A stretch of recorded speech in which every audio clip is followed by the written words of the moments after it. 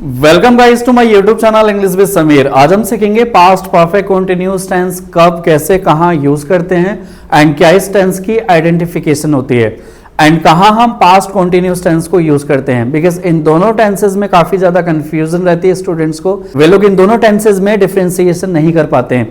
और अगर आप भी कंफ्यूज्ड हैं इन दोनों टेंसेस में, इन दोनों के प्रिसाइज यूजेस में, सो इस वीडियो को एंड तक जरूर वॉच करें बिना स्किप करें। और इस वीडियो को अपने फ्रेंड्स के साथ भी ज्यादा से ज्यादा शेयर कर दें ताकि उन लोगों को भी इसकी नॉलेज मिल सके।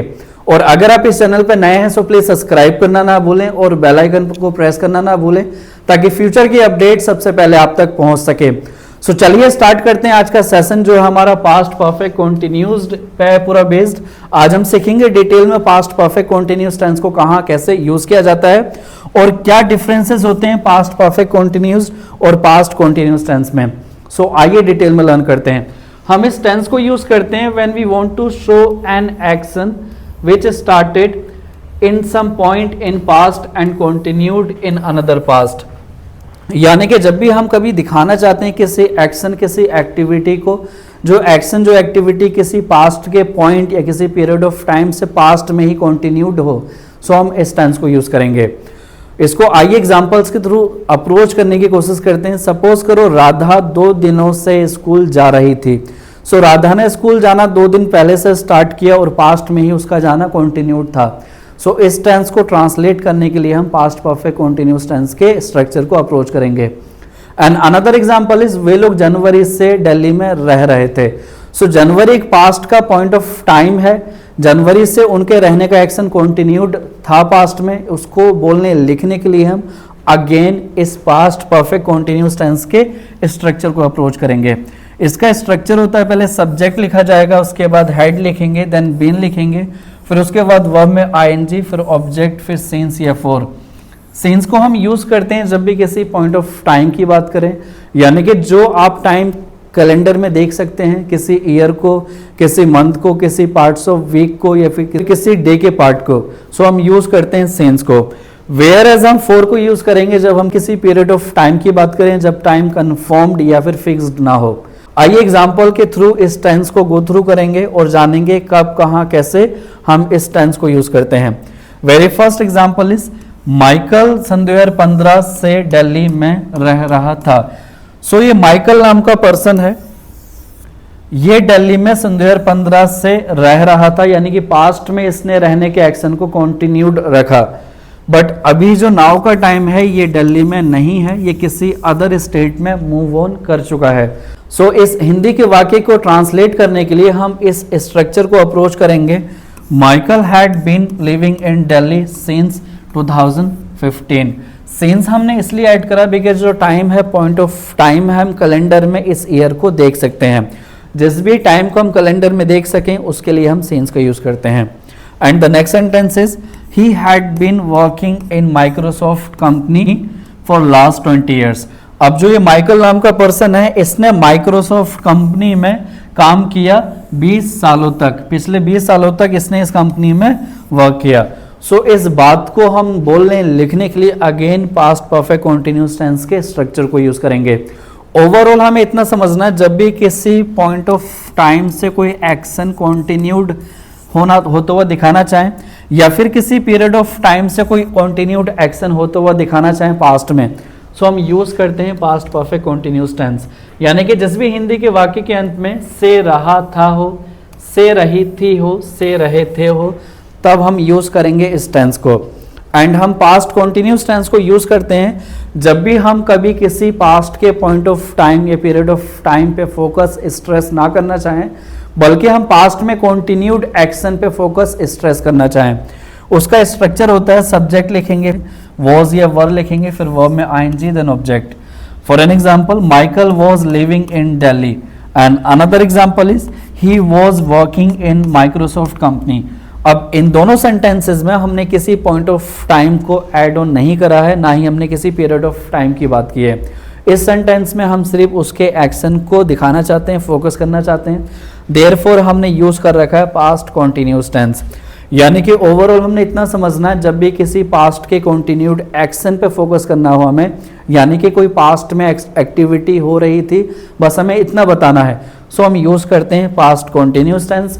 वेयर एज अगर हम किसी पास्ट के पॉइंट ऑफ टाइम या पीरियड ऑफ टाइम से किसी एक्शन को बताना चाहें कि पास्ट में कोई कंटिन्यूड हो रहा था, यानी कि पास्ट का टाइम कब से वो एक्शन हो रहा था, उस टाइम को बताना इंपॉर्टेंट हो हमारे लिए, तो हम यूज करते हैं इस पास्ट परफेक्ट कंटिन्यूस टेंस के स्ट्रक्चर को।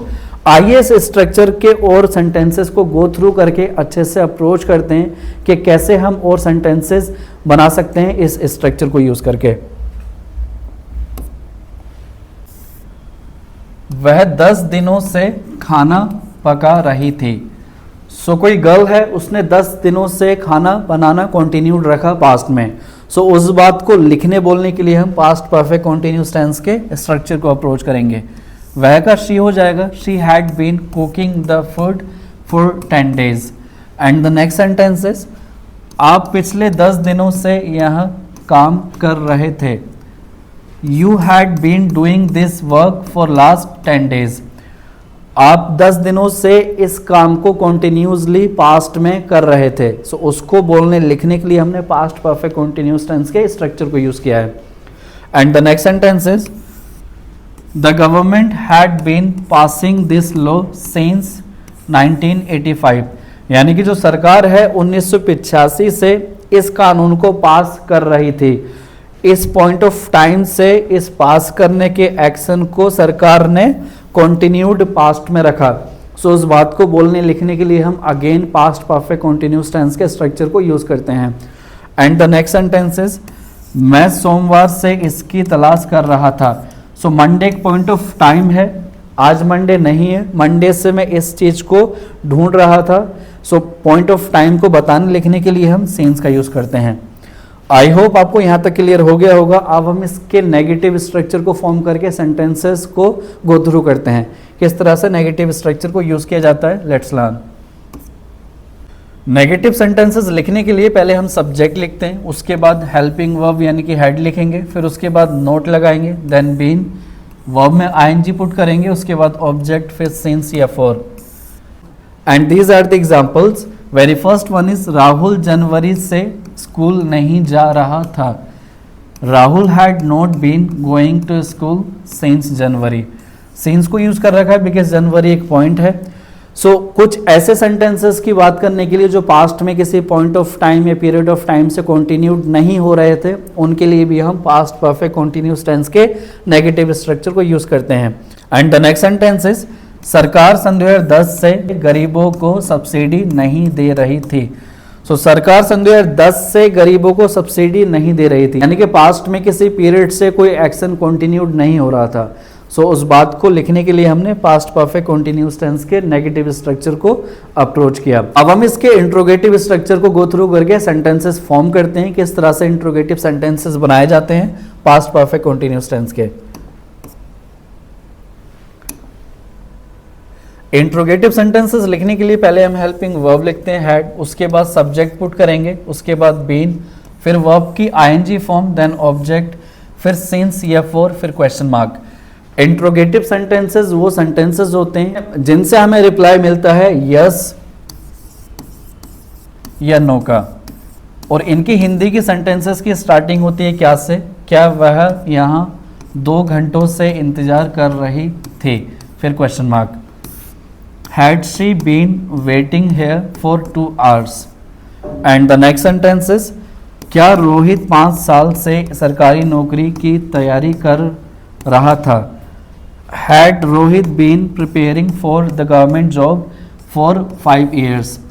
So this is how हम helping verb को फर्स्ट में रख करके सेकंड नंबर पे सब्जेक्ट को रख करके इंट्रोगेटिव सेंटेंसेस को फॉर्म कर सकते हैं। और इसका अगर आप नेगेटिव स्ट्रक्चर फॉर्म करना चाहें तो सिंपली नोट लगा दें सब्जेक्ट के बाद, इसका नेगेटिव स्ट्रक्चर हो जाएगा। फॉर एन एग्जाम्पल, क्या वह यहाँ 2 घंटों से इंतजार नहीं कर रही थी। सो बस नहीं लगा दें हिंदी में, और इंग्लिश में सब्जेक्ट के बाद नोट ऐड कर दें, ये इंट्रोगेटिव प्लस नेगेटिव हो जाएगा। Had she not been waiting here for 2 hours? So this is how हम इंट्रोगेटिव प्लस इंट्रोगेटिव नेगेटिव को फॉर्म कर सकते हैं। अब हम इसका लर्न करेंगे WH स्ट्रक्चर क्या होता है, किस तरह से फॉर्म किया जाता है। WH स्ट्रक्चर को फॉर्म करने के लिए सिंपली हम WH वर्ड्स पहले लिखेंगे, यानी कि क्यों, कैसे, कहाँ, कब, ये जो वर्ड्स होते हैं इनको हम फर्स्ट पे रखते हैं। सेकंड नंबर पे रखते हैं हम हेल्पिंग वर्ब, थर्ड पे सब्जेक्ट रखे जाते हैं, एंड उसके बाद बीन, फिर वर्ब में ing, फिर उसके बाद ऑब्जेक्ट, देन सिंस या for. And the examples are here. Very first one is वे लोग से कहाँ रह रहे थे। सो कहाँ को इंग्लिश में हम वेयर बोलते हैं, हमने वेयर पुट करा, उसके बाद हैड हेल्पिंग वर्ब लिखा, where had they been living since 1995। And the next sentence is पिछले 2 सालों से तुम ये सब क्यों सह रहे थे। Why had you been wearing all this for last 2 years? So I hope आपको समझ आ गया होगा कि हम किस तरह से इसके WH वर्ड्स को यूज़ करके सेंटेंसेस को फॉर्म कर सकते हैं। अगेन अगर आप इसका नेगेटिव बनाना चाहेंगे तो सिर्फ नोट ऐड करना है और हिंदी में आपने नहीं लिखना है। वे लोग 1995 से कहाँ नहीं रह रहे थे। Where had they not been living since 1995।